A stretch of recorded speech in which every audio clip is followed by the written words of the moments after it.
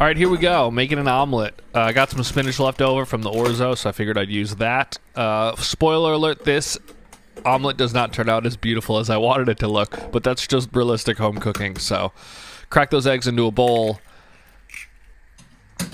Whisk them up real good. You want to make sure that they're just like one solid shade of yellow. You don't want to see the white intertwine. Sometimes I like that vibe when going for scrambled eggs, but not what we're going for right now.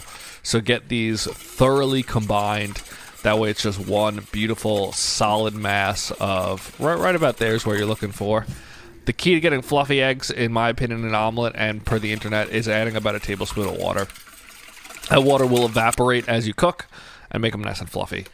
I don't want to dirty a whole pot here, so I'm going to throw some spinach into a bowl and just pour hot water over it. So heat up a kettle, and then once that is hot, throw that water over your spinach. Quickly just kind of blanch them, give them a little bit of cooking. They're going to be nice and cooked anyway in the eggs for a minute or two, you know. Start heating up that pan. Drain your spinach. I like to then rinse it just to bring down the temperature a little bit and just, you know, further rinse it. When you pour the hot water over it, sometimes you do see some dirt come off, even though they were washed.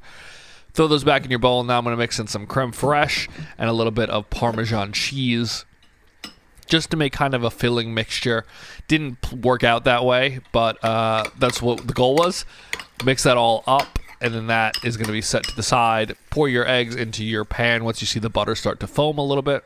I noticed a little piece of eggshell there, so I try to not have that pour into the pan.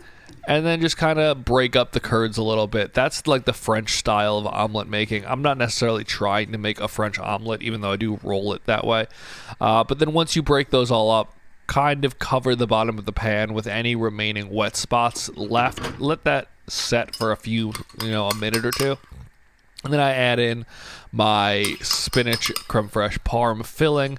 I'm going to try to just spread that out a little bit so it's, well covered as I roll it. That way every bite kind of has a little bit of it. And then I'm going to start to roll this.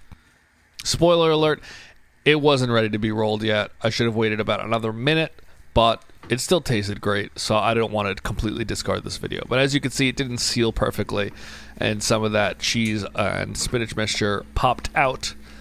But overall, I'm still pretty happy with it. It was delicious. Sprinkle some parm over it at the end, and you have a very quick 5-minute breakfast.